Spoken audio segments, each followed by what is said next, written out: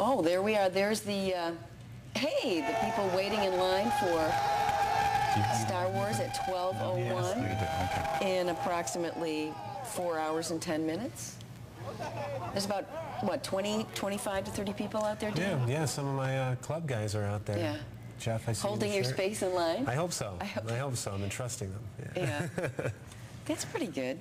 How many people were, when tickets went on sale, how many people were there at that point? Well, the camp, which Randy and John started Thursday night of they started that advanced placeholder ticket. Yeah, there was just a few people that first night. I actually didn't join them till Friday, and there was a core group, I would say about 15 to 20 people throughout. By the time tickets went on sale, the line was out and around the building, and we're talking, 5 people deep. Okay. It was, I think it was estimated to be 350 people at the time the tickets actually went on sale. All right. Yeah. So but everybody got their tickets. Everybody did. Which is great. I was told it sold out rapidly, but that everyone in that line had equal shot at first show tickets.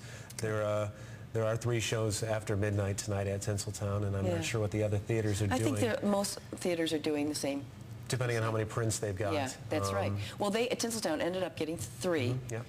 And so that's good for them. Of course, they have to play it for a long time. Yeah. And I heard some theaters are already balking at that. And I don't know if it's because the reviews have been not altogether glowing. I think the theater owners, the managers, and the film industry as a whole know that the power that this film has behind it. It's that 22 years of fandom. It's the mythology that George Lucas invented. Not invented, but should I say recreated, because he borrowed from so many different things. Well, I want to see it. I mean, I'm not a fan, but I definitely want to see it. So, I mean, I would imagine that there's a lot of people who are waiting a little bit too. Yeah. So I was actually excited to find out that he was going to do the backstory and give us the events leading up to the films we've become familiar with. The whole essence of chivalry and the Knights of the Jedi, I think was kind of missed in the earlier films, but that's because they had been killed off. All but Ben and Vader and Luke became. Oh, that's true. So we get to see more. We get to see a more Arthurian type legend. We don't have much time left, and I wanted to give you a chance to talk about this. Can you do that briefly? Sure. Yeah. This here is the lightsaber prop replica. This was made by a company called Icons. Can you hold it? I can. This, of course, is the one that was presented to Luke by Ben early on in the first movie, and it was his father's saber, so it actually belonged to Darth Vader at one time. This isn't the real one. No, this is a non-functional prop replica. But for me, it was a particular tchotchke in the collection. I really needed to have this. This represented more than just a simple expensive toy. Right. It represented the battle between good and evil, what the Jedi Knights represented. And this has an even...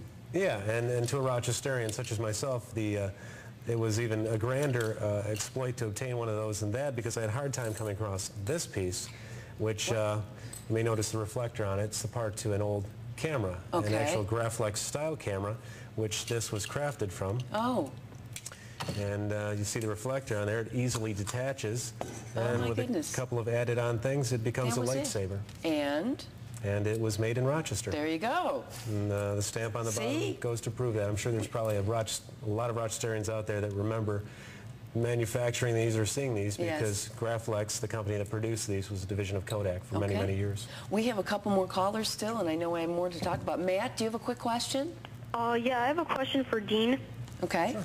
I was wondering, in A New Hope, after the Battle of Yavin, Princess Leia yells out, "Luke," and then after that, there are rumors that Luke goes, "Carrie," and I was wondering if the rumors are true. You know, it really sounds like it when he jumps out of the cockpit of his X-Wing after destroying the Death Star. Instead of saying Leia? Yeah. The rumor is that he says Carrie. I've seen it repeatedly, and I've rewound that point after hearing that rumor as well. And it's my belief that he just says "Hey," and it comes off sounding like Carrie. We have another caller, Grace from Greece. Are you there?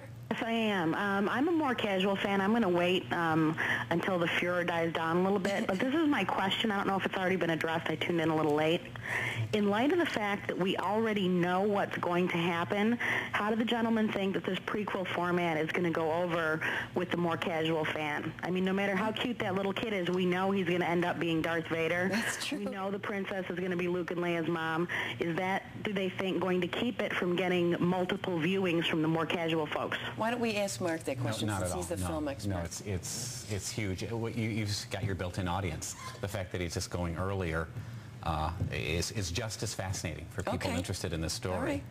So I don't think it'll make any difference. If anything, you've got a built-in interest in these characters. Is there some cultural reason why Star Wars was so popular when it came out over the years, and why there's so much, and maybe it's two questions, I don't know, why there's so much anticipation now? Is there something going on that these... Well, I do think there is a spiritual hunger that's felt, and there's some resonance with issues of God. Yeah. Okay. No, I definitely agree. In one of the recent newsletters, the article I wrote states how, with the events going on in the world, what we're hearing in the news media, we are all looking for the grand escape to get back out there again. I think this film is going to bring a lot of people that escape route. It's a complete escapist movie. Yeah. Even if it's just for 2 hours. We have to leave and continue counting down the hours. Just a few. For those of you who will be doing that. We'll think about you. Have fun. I want to thank Dean Amsler and Mark Dupre, also Bill Klein and Randy Eddy for being here. Did you want to give the fan club phone number? Yeah, you can call me directly at 232-6704 and leave a message if I'm not there. Or for those of you with email accounts, mine is hotjedi at hotmail.com. It was open. Okay, all right. Thanks a lot to everyone for watching and calling in. Thanks to Michelle Marshall and Kevin Strong. And, you know, may the force be with you. Have fun.